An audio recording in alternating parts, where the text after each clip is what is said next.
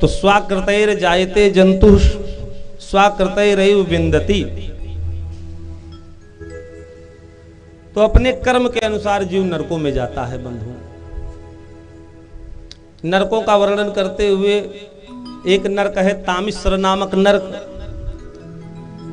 इस तामिश्र नामक नरक में जो दूसरे के धन को, दूसरे की स्त्री को और अनावश्यक दूसरे को सताता है, उसको यमराज के यमदूत काल पास में बांध करके और नरक में ले जाते हैं और वहां उसको मारा जाता है, पीटा जाता है, भय दिखाया जाता है, अनेक प्रकार से उसको पीड़ित किया जाता है और अपार कष्ट सहता है, लेकिन मुक्ति नहीं मिलती उसको। एक नरक है रौरव नामक नरक,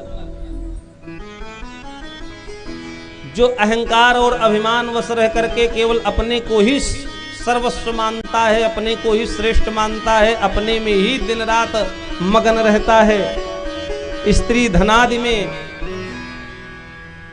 आसक्त रहता है और दूसरे दीन दुखियों की सहायता नहीं करता। वो रौरव नामक नरक में यमराज के यमदूत उसको ले जाते हैं और उस रौरव नामक नरक में उसको जाना पड़ता है। रुरु नाम का कीड़ा होता है जो बड़ा विषैला होता है। वो रुरु नाम के कीड़े, हजारों कीड़े उसके शरीर को काटते हैं, लेकिन वहां उसकी मृत्यु नहीं होती, अपार संकट सहना पड़ता है।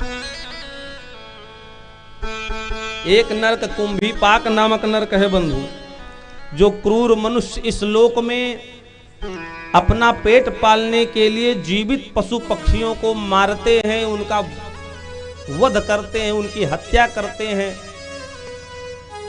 ऐसे जीवों को भी यमराज के यमदूत काल पास में बांध करके कुंभीपाक नामक नरक में, बहुत बड़ा कराहा है, उसमें तेल खौल रहा है और यमदूत ले जा करके उस जीव को उसी में डाल देते हैं। छटपटाता है, चिल्लाता है, लेकिन वहां पर कोई उसकी सहायता करने वाला नहीं होता है। एक नरक है सूकर मुख नामक नरक। इस नरक में कौन जीव आता है? कहा जो पुरुष राज्य कर्मचारी हो करके, मान लो जज कोई बन जाए और उसके पास फैसला सुनाने का अधिकार रहता है, अब वो किसी गलत व्यक्ति को सजा दे दे, किसी सही व्यक्ति को सजा दे दे, जो गुनहगार न हो उसको गुनहगार साबित कर दे और घूस लेकर के और पैसा लेकर के बिक जाए, कलम को बेच दे, और जिसने कोई अपराध नहीं किया उसको मृत्यु दंड दे दे अथवा कारावास करा दे। ऐसे जीव को, और जो दूसरे की झूठी गवाही देते हैं, झूठ मूठ का गवाह बनते हैं और किसी निरपराध को फंसा देते हैं, जिसका कोई अपराध नहीं है उसको फंसा देते हैं झूठी गवाही दे करके।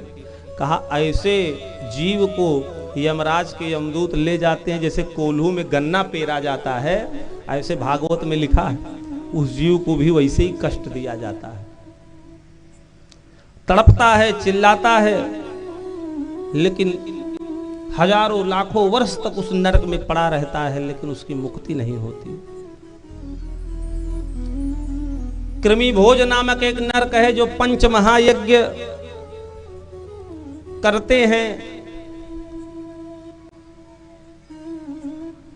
और उस यज्ञ को करने के बाद में जो उसमें धन संपत्ति मिलती है, उसको बिना किसी दूसरे को दिए, उसमें से बिना किसी को दान पुण्य किए, स्वयं अपने ही उपभोग में उस धन संपत्ति को जो लाते हैं, अपने ही पोषण के लिए उस धन संपत्ति को लगा देते हैं। कहा उनको भी कृमि भोज नामक नरक में जाना पड़ता है।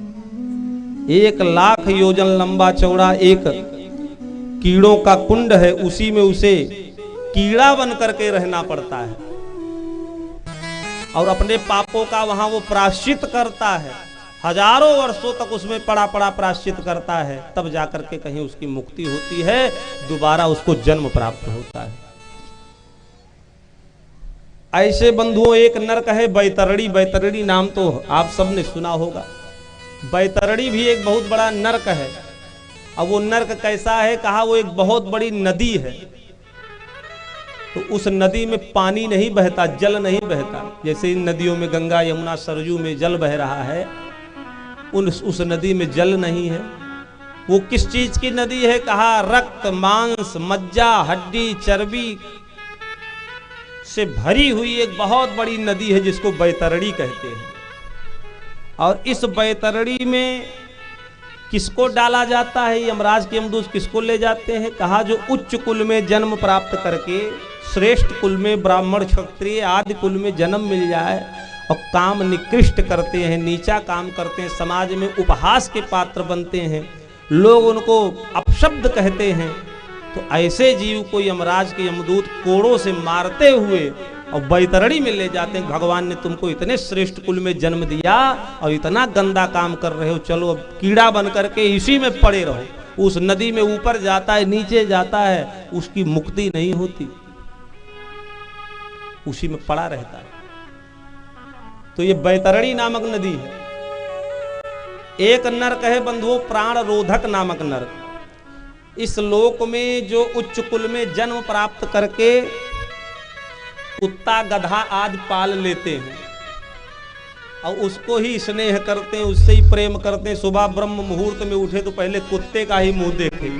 अब भाई कुत्ता कोई पालेगा, अब पालेगा वही जिसको प्रेम होगा।